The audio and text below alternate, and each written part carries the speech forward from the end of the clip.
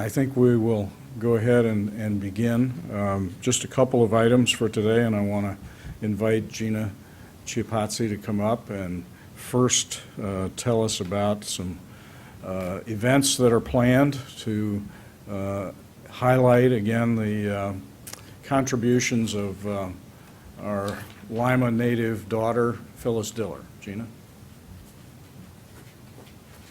Thanks for having me, Mayor Berger. Like you said, I am Gina Chiapazzi with Lima Land Comedy, and we're so excited this year. It's like the second annual Lima's Funniest Lady Comedy, but now it's a festival because we've actually been able to expand it. So last year we had a comedy competition, but this year we have Sal D'Amelio out of Detroit coming and performing a show at Milano Cafe. We also have on Thursday at the Holiday Inn, we have a Phyllis Diller impersonator who is actually going to perform a set at our weekly Jokers Club. And Friday at the Ohio Theater, we have a improv show that should be fairly family-friendly. We're still working out the details with that. And then Saturday at Gilbert's Music with Gromy's Records, we're having an open mic for anybody in Lima who may be interested in getting started in comedy. So it's kind of just a big celebration to celebrate Phyllis Diller's legacy, and all proceeds will go to establishing a better, bigger, better exhibit for her in the Allen County Museum. So are there cover charges at each of these locations? At the Jokers Club show and the open mic contest are free. The Milano Cafe show with Sal is $15. You can get tickets at Milano Cafe or through our website, www.limalandcomedy.com. And then the Ohio Theater show is $7. So for less than $25, you can see all four shows. So it's pretty exciting, and it's really awesome to see the city of Lima kind of come behind Phyllis Diller and bringing laughter back to Lima. Well, the dates again. June 16th, 17th, 18th, or not June, July 16th, 17th, 18th, and 19th. Yeah, we have to flip the calendar. I know I have to flip it over. I can't believe it's already it's almost here. So we're really excited, and it'll definitely be putting stuff out on Facebook and on our website. So if everybody checks back, we're looking to have a couple 50-50 raffles and some door prizes and things at some of the events. So it should be a really good time. Very good. Thank you very much. Thank you.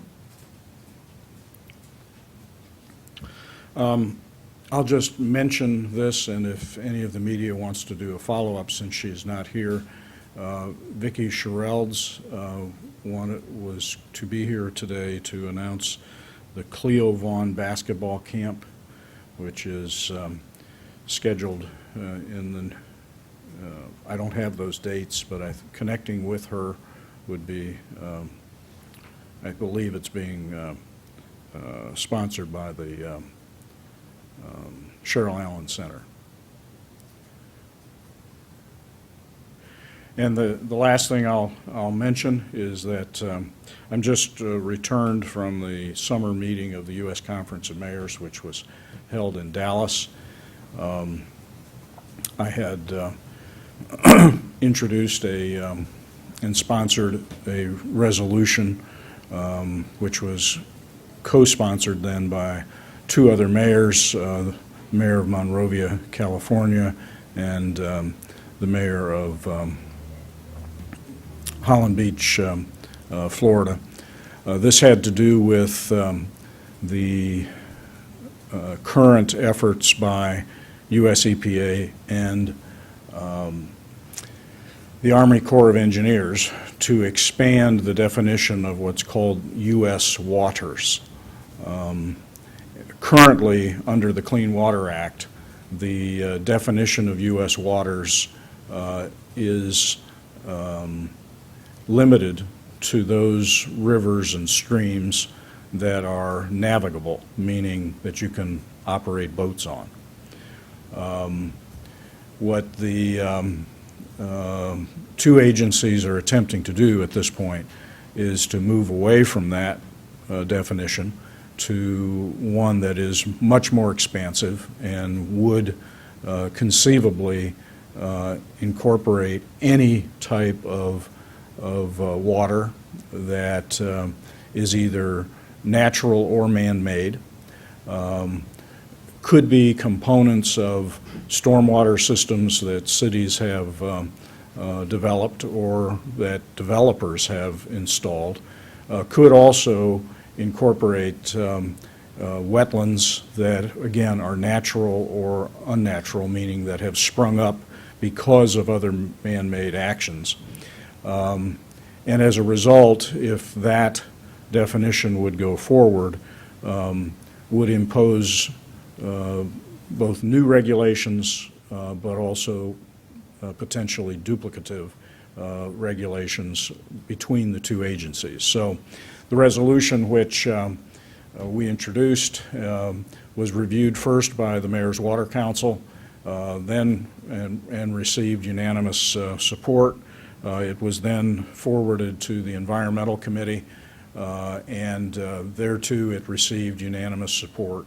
And then finally on Monday at the plenary session, it was unanimously adopted as U.S. Conference of Mayors policy going forward. So I'm pleased that for the support that's been shown. I think all of us that are involved with cities or local governments understand not only the need for continuing efforts to improve the environment, but also the fact that regulation can in fact be costly and misdirect resources that all of us need potentially for other things. So again, I'm pleased that the outcome was a positive one, and we'll be working with the Conference of Mayors staff in the future as they interact with these agencies. So I believe that's all that we have for today, and we can break down for interviews. Thank you. What is Lima's benefit to having that? I mean, what were you getting at, or would you want that? We want to avoid a what would be the potential of duplicative. Right now, none of our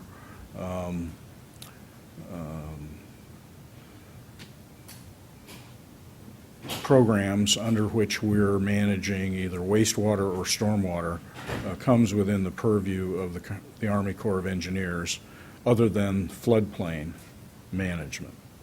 But potentially, we could have them involved in any and all of our stormwater projects, requiring additional costly reviews and potentially additional work. So there's the duplication of that we want to avoid, but also there are the potential for those things that are not now regulated that we don't want to see regulated through these federal agencies because of costs that it would impose.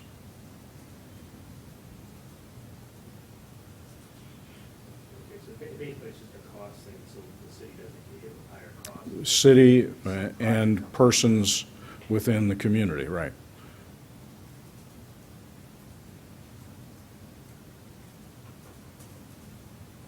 Will it open up any money for the Army Corps of Engineers to do work? Federal administration like that, or? There is no money at the federal level.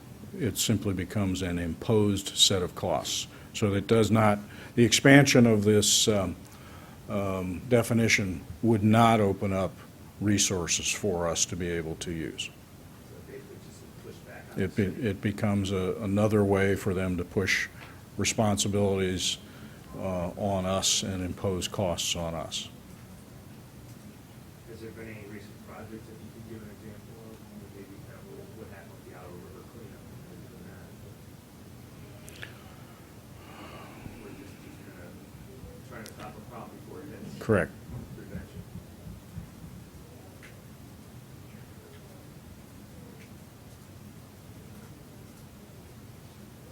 Okay?